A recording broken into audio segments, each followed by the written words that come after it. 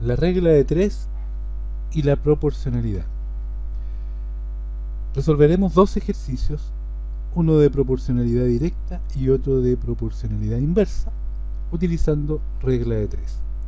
Comencemos por la proporcionalidad directa y cuál es su definición. Dice que dos cantidades son directamente proporcionales si al multiplicar una, la otra aumenta en el mismo factor. En otras palabras, aumentan ambas. Veamos nuestro ejemplo. Veamos si realmente nuestro ejemplo es un ejemplo de proporcionalidad directa.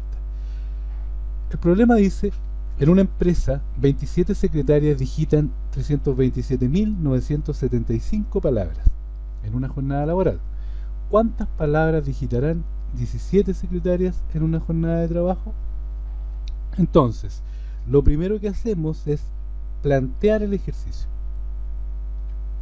Y el planteo queda de la siguiente manera. Fíjense que tenemos, de acuerdo a la definición de proporcionalidad directa, dos cantidades. ¿Cuáles serán las cantidades en este caso?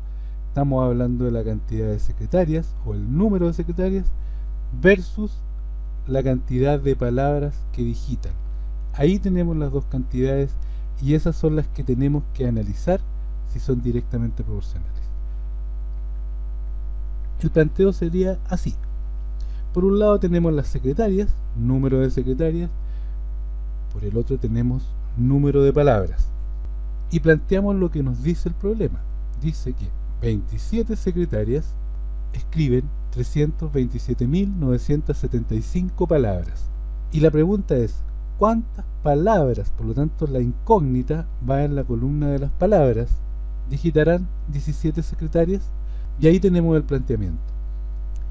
Solo nos quedaría resolverlo. Fíjense que estamos en presencia ya de una regla de 3.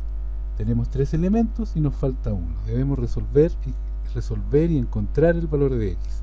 Pero como es un problema de proporcionalidad, es fundamental para la resolución posterior reconocer qué tipo de proporcionalidad hay aquí entre estas dos cantidades, número de secretarias y número de palabras.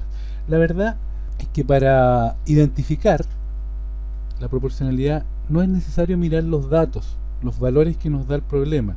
Simplemente vemos las cantidades, es decir, cuáles son las magnitudes. Número de secretarias, número de palabras.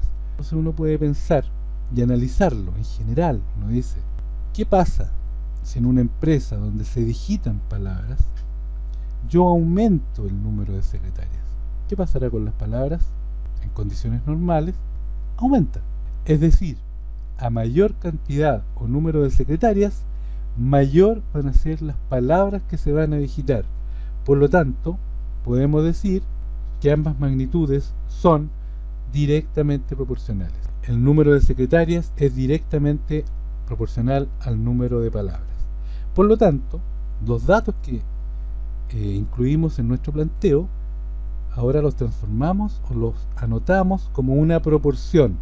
La proporción sería 27 es a 17 como 327.975 es a x. Es decir, la proporción queda en el mismo orden que como están dispuestos los datos en el planteo. ¿Cómo resolvemos esa proporción? Multiplicando cruzado. Es decir, el cálculo final que hay que hacer es multiplicar 327.975 por 17 y dividir el valor por 27.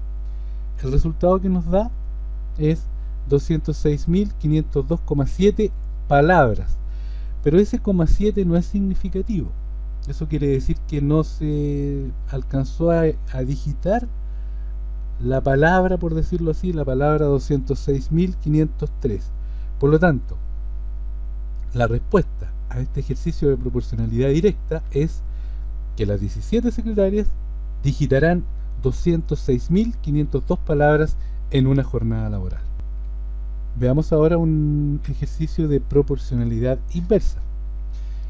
La definición de esta proporcionalidad es que dos cantidades son inversamente proporcionales si al multiplicar una, la otra disminuye en el mismo factor.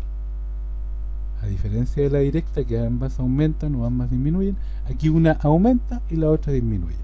Veamos nuestro problema. Dice, el año pasado 15 trabajadores limpiaron las ventanas de un rascacielos en 9 horas. Este año se quiere realizar el mismo trabajo, pero en solo 6 horas. La pregunta es, ¿cuántos trabajadores más se debe utilizar?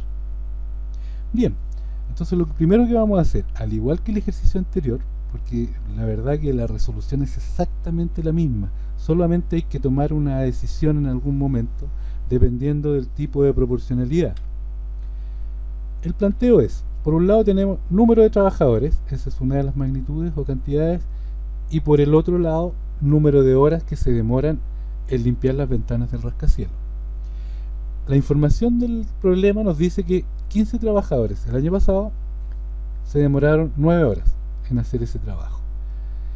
La pregunta es, ¿cuántos trabajadores más? Por lo tanto, el X, la incógnita, va en la columna de los trabajadores. Se dice, ¿cuántos trabajadores más se debe utilizar? Pero esta vez solo quieren demorarse 6 horas. Es por eso que el X va con el 6. Ya está planteado, faltaría resolverlo. Pero aquí es donde se hace el cambio. Lo que diferencia un ejercicio de proporcionalidad inversa de directa, que es a mayor número de trabajadores, pensando en la limpieza del rascacielos, de las ventanas, mientras aumenta el número de trabajadores, van a disminuir las horas o el tiempo que se van a demorar. Por lo tanto, uno aumenta y el otro disminuye. ¿Qué quiere decir? Que son inversamente proporcionales. Y el cambio, como les decía, es en anotar la proporción. Fíjense que la proporción es 15 es a X y el número de horas se invirtió.